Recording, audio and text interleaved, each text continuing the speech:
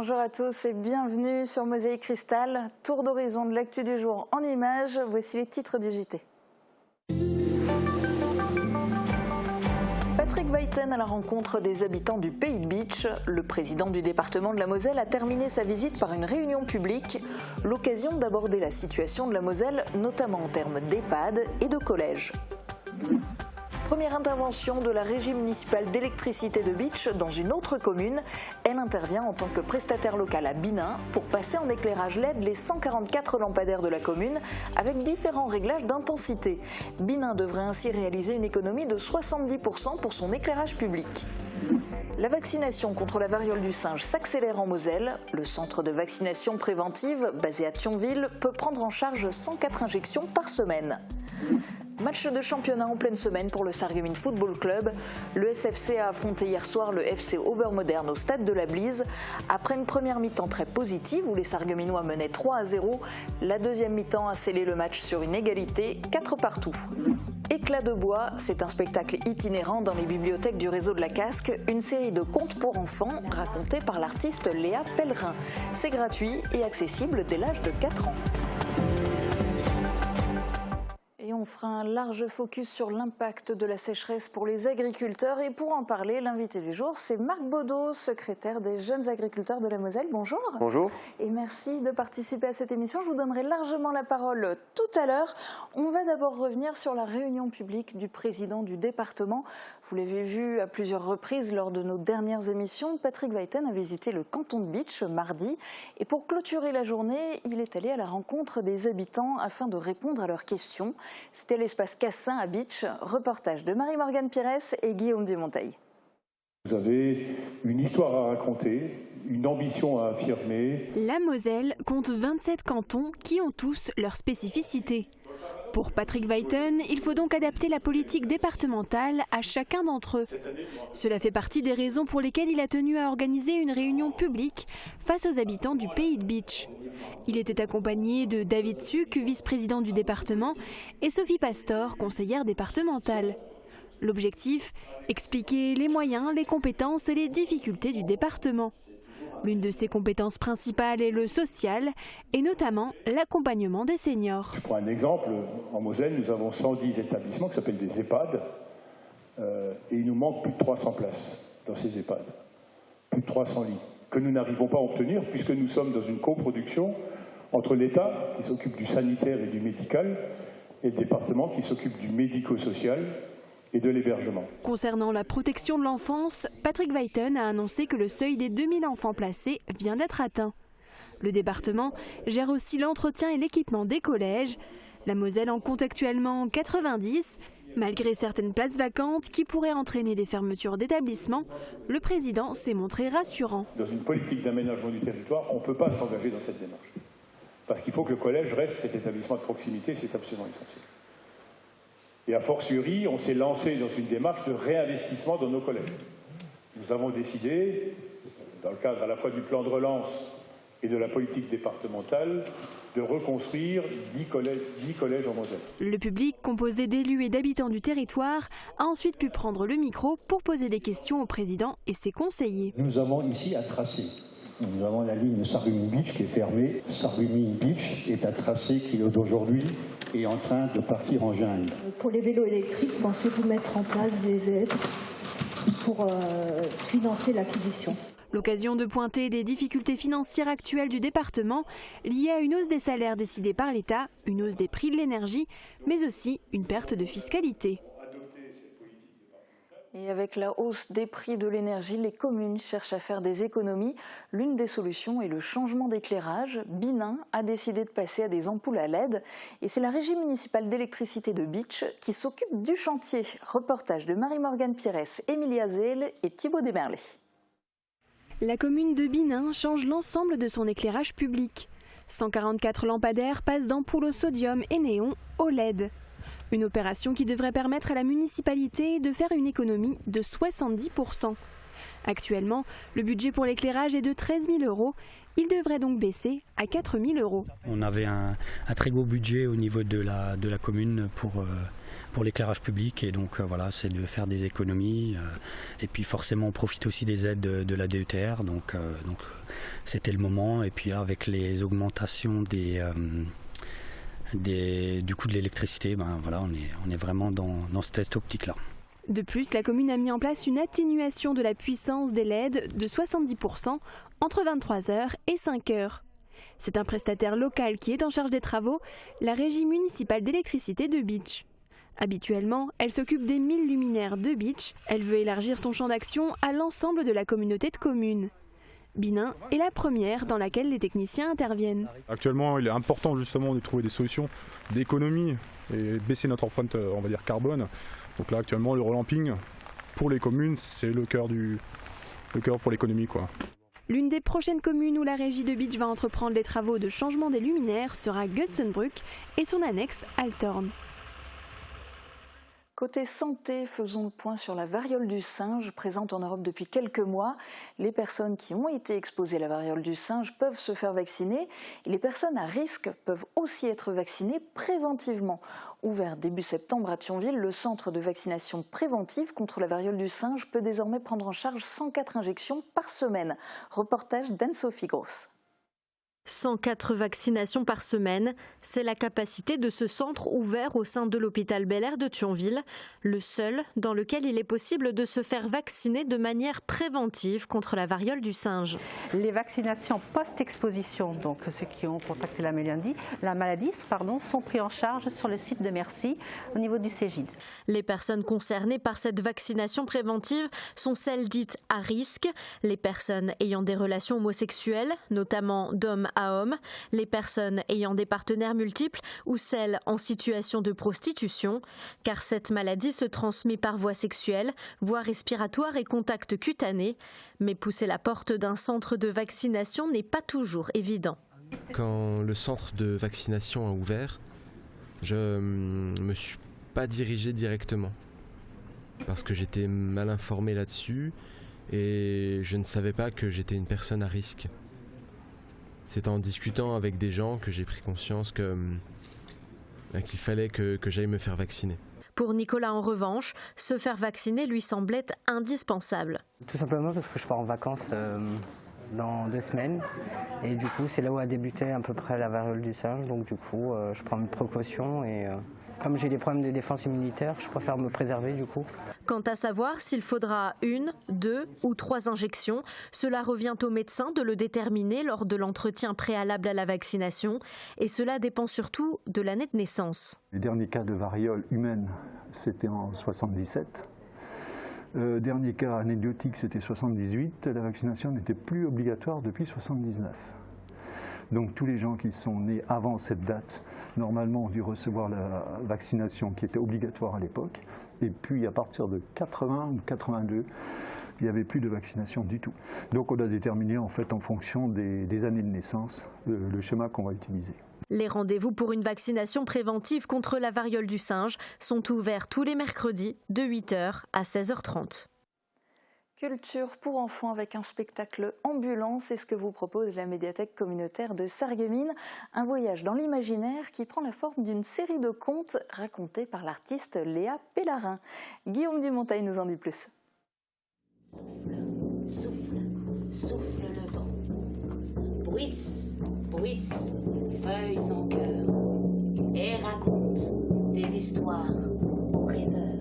Des rêveurs, il y en avait beaucoup hier matin à la médiathèque communautaire.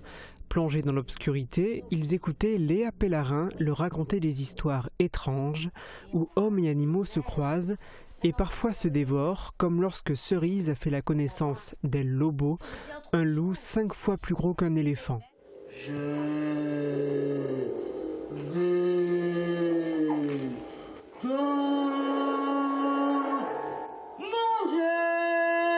et il s'est jeté sur Cerise et il l'a dévoré. Oh. A plus Cerise, enfin, pas tout à fait. Si vous voulez connaître la fin de cette histoire et de toutes celles que raconte la conteuse Léa Pellarin, il faut s'inscrire et venir l'écouter dans les bibliothèques du secteur de la Casque. Son spectacle est gratuit, sur réservation et accessible dès l'âge de 4 ans. Elle sera le 16 septembre à 18h30 à la bibliothèque de Houndelin et samedi à 10h à celle de Zétain et à 16h30 à celle de Grossbiederstroff. Et puisqu'on parle de culture, je vous propose un petit point d'information, bilan des ventes du côté de la saison culturelle de Sarreguemines. Après 2 premières journées intensives à l'hôtel de ville et sur Internet, plus de 3500 billets, dont 458 abonnements ont été vendus. Les concerts de Trio et Imani affichent d'ores et déjà complets et il ne reste que quelques places pour les spectacles de Daniel Auteuil, Alex Vizorek, Pablo Mira ou encore Louis Chédid et Yvan Cassard. Alors dépêchez-vous, la vente se poursuit en ligne et à l'office de tourisme Sarreguemines Confluence. On passe au sport. Hier soir, le Sarreguemines Football Club a affronté le FC Obermodern sur la pelouse du Stade de la Blise. Les supporters des Fayency avaient de grosses attentes sur l'issue du match, mais cette nouvelle rencontre de championnat s'est terminée sur une égalité 4-4. Difficile à avaler pour les Sarregueminois. Je vous propose de revenir sur les moments forts du match avec notre commentateur Dan Lambert.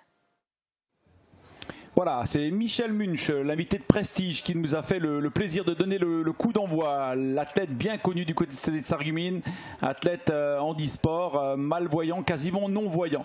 Voilà, première action, c'est Thierry Asli, ballon en retrait, magnifique action et premier but, très vite l'ouverture du score par Enes Saïn. Le débordement par Omar Essebar, il met ce ballon dans l'axe, on a vu ce débordement, il est capable de très très bonnes choses.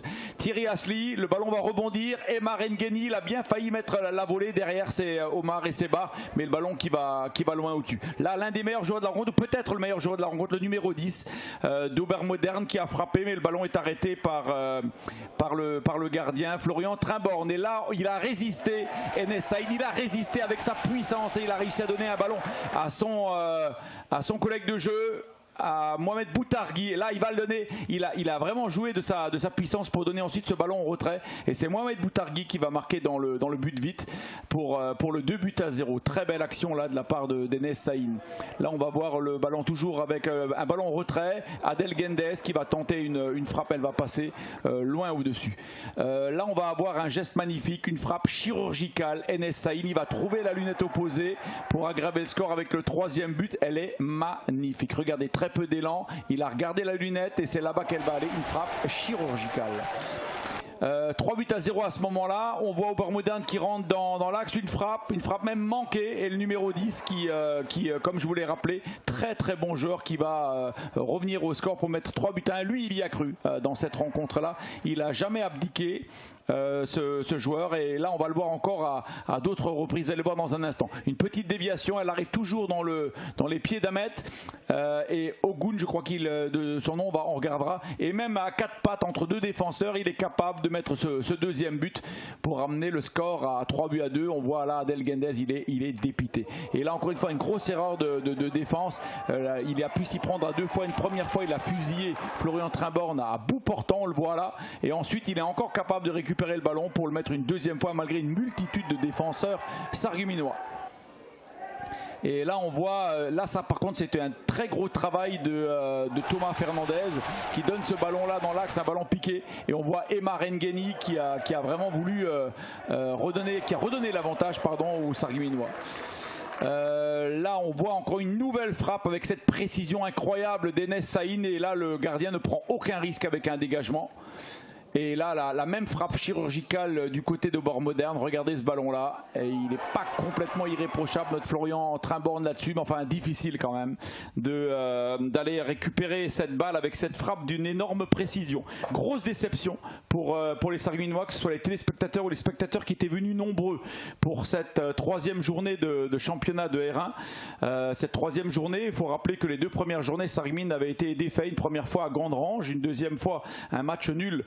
Une défaite contre la PMS, et là ce soir un match nul, un petit point en 3 rencontres. Il va falloir faire beaucoup plus que ça dans la rencontre de samedi à Amnéville. J'espère que vous serez nombreux, les téléspectateurs, à nous suivre pour ce match qui aura lieu samedi soir. Je vous dis à bientôt. Et nous sommes allés du côté des vestiaires pour recueillir un ressenti suite à ce match. Un des joueurs du SFC a réagi à notre micro, c'est Hugo Schonens. Je vous propose de l'écouter. On fait une super première mi-temps, on marque vite, on gagne 1-0 au bout de 5 minutes. Après on déroule, on va mettre le 2-0, le 3-0, donc on fait une super première mi-temps. On n'est pas mis en danger et on rentre à la mi-temps, c'est 3-0. Personnellement, je le prends comme une défaite et je pense le vestiaire aussi, c'était vraiment une défaite parce que tu gagnes 3-0, on se fait revenir à 3-3, on met encore le 4-3, on prend un but il reste 2 minutes, donc nous personnellement on le prend comme une défaite. Ouais. Offensivement, il y a du progrès parce que du coup on a mis 4 buts, mais défensivement je pense qu'il y a encore des lacunes. Si on prend 4 buts, c'est qu'il y a des lacunes derrière, quoi. Il va falloir se mettre tous en question, aller de nouveau au travail et samedi il faudra gagner à tout prix. Eh oui, samedi, il faudra gagner. Allez, dans un instant, focus sur les agriculteurs. Ils sont particulièrement impactés par la sécheresse. On va faire le point avec le secrétaire des jeunes agriculteurs de la Moselle, juste après les prévisions de Météo France pour demain. Protégez et mettez en lumière votre maison avec toutes les nuances de crépi proposées par Moder Habitat. Retrouvez votre programme avec le Crédit Mutuel, partenaire des grands événements de votre région. Une banque qui appartient à ses clients, ça change tout. Bonjour à tous. Les nuages sont nombreux toute la journée et les éclaircies timides. Ces nuages apportent de petites averses sur l'ouest du département en début de journée. Puis les averses se généralisent dès la mi-journée. Le thermomètre indique 11 degrés le matin, 17 degrés l'après-midi. Demain, souhaitez une bonne fête au Edith. Le soleil se lève à 7h13 et se couche à 19h46. Bonne journée sur Mosaïque Cristal. C'était votre programme avec le Crédit Mutuel, partenaire des grands événements de votre région. Une banque qui appartient à ses clients, ça change tout. La boîte à musique, c'est la référence pour les particuliers et les pros. Nos experts sont à votre service pour vous conseiller dans différents secteurs. Les instruments de musique, la location de matériel pour tout type d'événement, la numérisation de vos cassettes ou films Super 8, mais aussi pour l'installation de systèmes audio et d'éclairage en milieu professionnel ou à votre domicile. Toute la boutique est au prix du net. Retrouvez aussi tous nos articles sur notre site internet Music Good Deal. Création Coleman, fabrication de cheminées et poêles traditionnels ou contemporains en faïence. Plus de 1000 références et 60 coloris. Création Coleman à Grosse-Bliederstroff, spécialiste de la cheminée sur mesure depuis 1979. Découvrez les formations variées du CFA BTP de Montigny-les-Metz. Les métiers du bois, du génie climatique, sanitaire et thermique, les travaux publics et le gros œuvre, les aménagements et finitions, les métiers du métal. Le CFA BTP, c'est aussi un équipement sportif exceptionnel et un internat tout confort. Pour plus d'informations, visitez notre site web.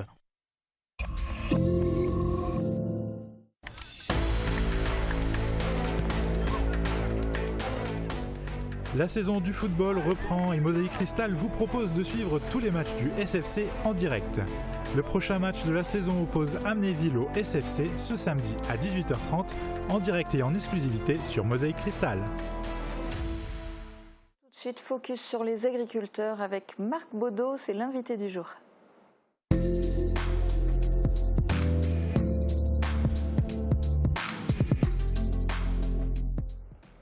Alors Marc Baudot, on a eu plusieurs mois de sécheresse, on a eu des périodes caniculaires. Les agriculteurs sont évidemment touchés de plein fouet. Ma première question, c'est déjà, est-ce que c'est la même calamité pour les éleveurs que pour les exploitations qui sont plus orientées vers les céréales ? Alors non, c'est pas tout à fait pareil. On a aujourd'hui des exploitations d'élevage souffrent beaucoup plus que les céréaliers. Les céréaliers, dans la grande majorité, on fait une bonne moisson. Et c'est surtout les éleveurs qui subissent la sécheresse depuis le mois de juin. Alors avant que vous développiez davantage, je vous propose de regarder l'exemple d'un agriculteur éleveur à Barst, Laurent Pierre. Dans son exploitation, les difficultés rencontrées sont multiples. Alors explication ou début d'explication dans ce reportage de Maxime Lefebvre, filmé en début de semaine dernière. Partout, le constat est le même. Les ravages de la sécheresse qui sévit dans le pays sont visibles à la couleur de l'herbe ou de ce qu'il en reste. À Barst, Laurent Pierre s'occupe d'une exploitation de polyculture élevage d'environ 170 hectares. Il dresse le bilan de cet été record.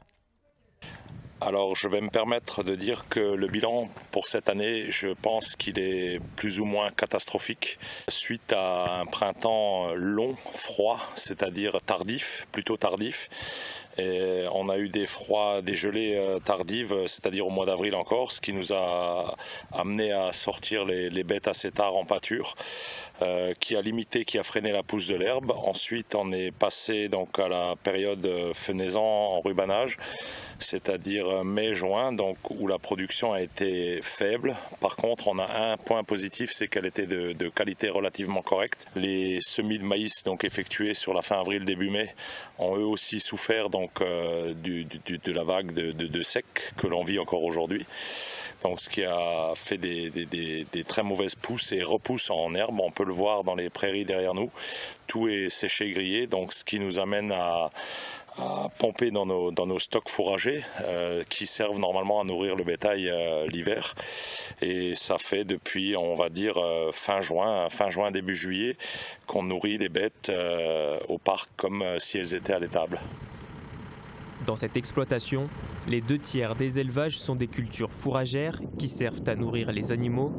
Alors que pas un nuage de pluie n'a humidifié les sols depuis plusieurs mois, l'automne et l'hiver qui arrivent risquent d'être aussi compliqués à gérer. Alors j'ai toujours eu une petite lueur d'espoir. On est aujourd'hui début septembre et je me rends compte que toujours pas une goutte de pluie. On s'est dit il va y avoir une pousse d'herbe tardive après une pluie, mais quand on voit l'état des pâtures qui sont grillées, qui sont desséchées, je sais même pas si tout va reprendre et si ça va reprendre, quand ça va reprendre. Et l'autre risque, c'est que si vraiment la pluviométrie s'installe, on va avoir une pluviométrie tellement forte que les bêtes vont plutôt nous abîmer les prairies que de profiter de la repousse. Donc on va être amené à les rentrer probablement plus tôt, ça on ne sait pas. On sera fixé d'ici quelques semaines et là ça pourrait impacter encore plus ce déficit fourrager, quoi. Le contexte actuel d'inflation n'arrange pas les choses, le prix des matières premières et du carburant a flambé. Face à cela, l'augmentation du cours des céréales en début d'année a pansé certaines plaies, même si la situation reste très problématique. Il y a un point positif dans tout ça, c'est que l'an dernier, on a tous le souvenir d'un été pourri, comme on a pu dire, il était humide. On a fait, en termes d'herbe, on a fait quand même 3 voire 4 fauches et on avait un tout petit peu de réserves encore. Alors ces réserves-là, me concernant, sont épuisées aujourd'hui. Elles sont parties dans les parcs, puisqu'il faut quand même qu'on entretienne les animaux qui sont en pleine production, c'est-à-dire elles produisent du lait pour leurs veaux. Donc il faut garder les bêtes en état, quoi. Dans son exploitation, Laurent Pierre prend soin d'environ 110 vaches allaitantes et d'une pension pour chevaux. Alors Marc Baudot, entre-temps, il pleut enfin, mais cette pluie tardive et peut-être éparse encore, est-ce que c'est enfin une bonne nouvelle ou au contraire c'est pire et c'est pas le bon moment? Alors ça reste une bonne nouvelle quand même, la pluie il en faut, on en a besoin. Elle arrive un peu tard. Effectivement, on a les colzas qui devraient être semés au 15 août. Ils ont pour la plupart desséché sur pied, les semis. Donc elle vient un peu tard, mais ça pourrait être pire, donc toute pluie est bonne à prendre.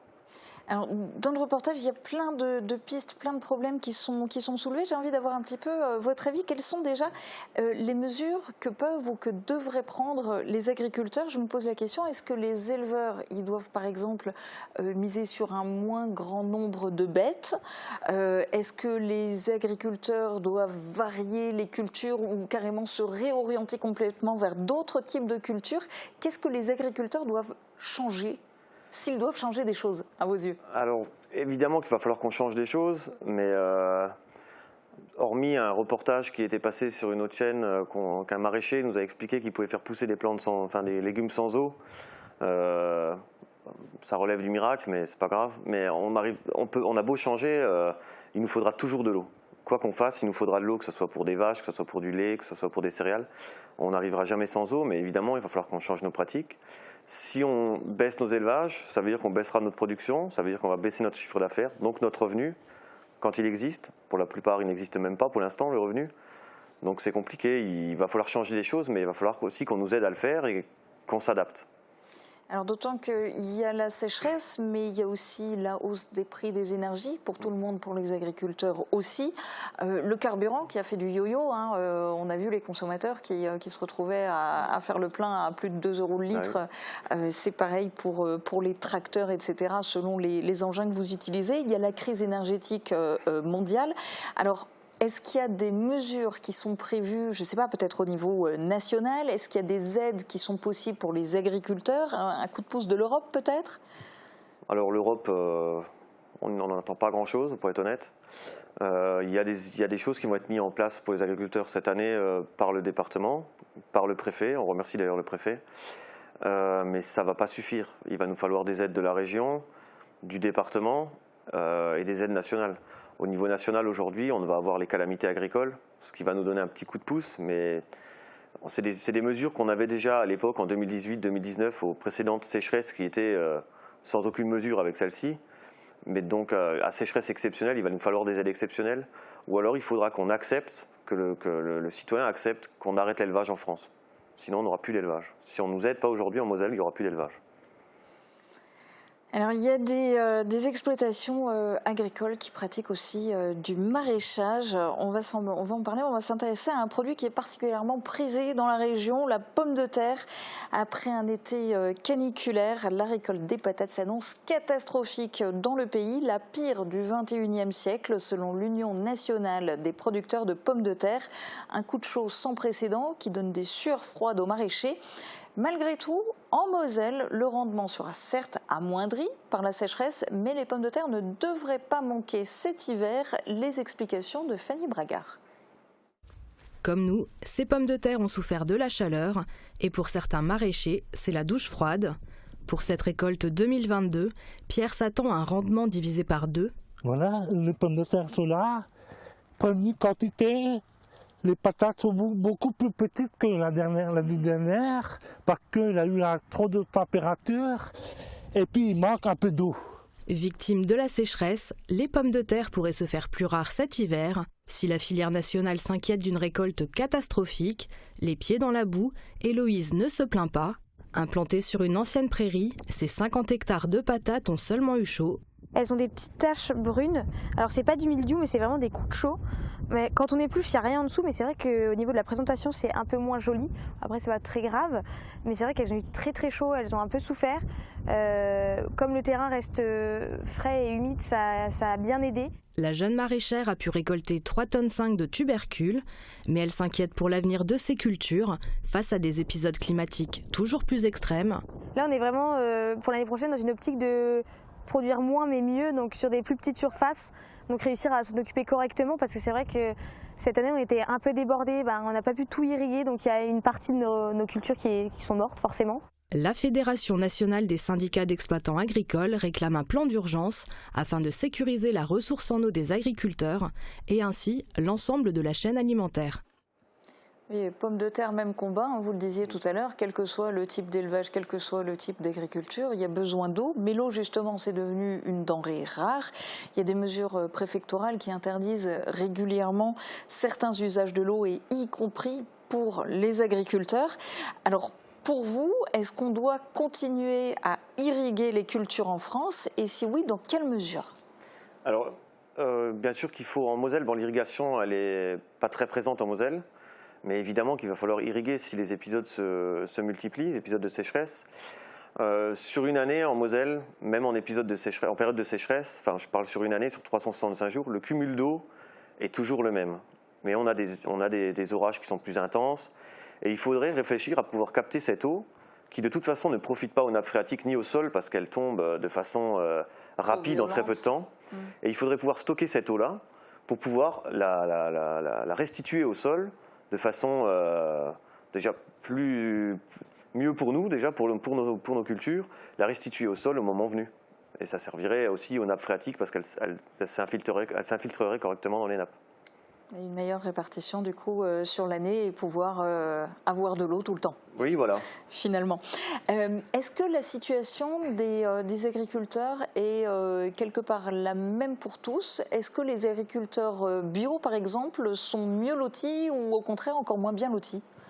Alors les agriculteurs bio aujourd'hui ils subissent la double peine parce qu'il faut savoir que les productions en agriculture biologique, sauf celle à très forte valeur ajoutée, mais une production lambda de viande, de lait et de céréales, n'a pas augmenté. Elle n'a pas suivi l'inflation que le conventionnel a pu subir par exemple. On a des prix aujourd'hui qui sont les mêmes que l'année dernière, sensiblement les mêmes qu'il y a 3 ans même. Mais par contre, notre fuel a augmenté, tous nos intrants ont augmenté, nos charges ont fait x2, voire x3 pour certaines. Et aujourd'hui, on a poussé les gens à aller vers le bio, à se convertir au bio. Et aujourd'hui, l'État les abandonne complètement. Pour ceux qui sont en agriculture biologique, ils sont là, ils produisent du bio, voire même des fois, ce qui est étonnant, moins cher que du conventionnel. Pour les laitiers en bio, au 1000 litres, ils ont vendu par une période cette année 30 € moins cher que du conventionnel. Et par contre, le consommateur, lui, dans un magasin, le bio sera toujours plus cher. Est-ce que cette année, ceux qui n'ont pas, et de très loin, le mieux tiré leur épingle du jeu, ne sont pas les producteurs de céréales? Parce que justement, on a parlé avec la guerre en Ukraine, tout ce qui était bloqué, la non-importation depuis la Russie, ce sont quand même les greniers à blé de l'Europe, comme on les appelait. Les cours du blé, notamment, se sont envolés. Est-ce que eux, du coup, se portent particulièrement bien cette année? Alors, je n'irai pas jusqu'à dire qu'ils se portent particulièrement bien. On va dire qu'ils sont dans une situation qui leur permet, eux, de passer l'année et de pouvoir continuer à travailler. Ils ont eu des bons rendements. Les prix étaient très bons, je ne se le cache pas. Mais il faut savoir qu'aujourd'hui, on achète de l'azote à 800 €. Si l'année d'après, on vend au même prix, même au même prix, avec des intrants qui sont ce qu'ils sont aujourd'hui, ça ne va pas être la même histoire. Donc, dire qu'ils sortent leur épingle du jeu, oui. Mais il ne faut pas non plus penser qu'ils sont devenus riches cette année. Ils ont fait une année où ils peuvent être contents de ce qu'ils ont fait, et comme tous les agriculteurs aujourd'hui devraient pouvoir dire. Et est-ce qu'on arrive à avoir une note vraiment positive pour terminer cette interview? Je me dis d'autant plus parce que vous en faites partie des jeunes agriculteurs, donc c'est que vous y croyez. Comment voyez-vous l'avenir de l'agriculture en France? Alors forcément, on est obligé de le voir avec optimisme, sinon je ne serais pas assis là et je ne serais pas agriculteur. Mais on peut dire, voilà, on a la motivation en étant jeune, on est passionné, parce que si on ne serait pas passionné, si on fait ça pour l'argent, on ne le ferait pas.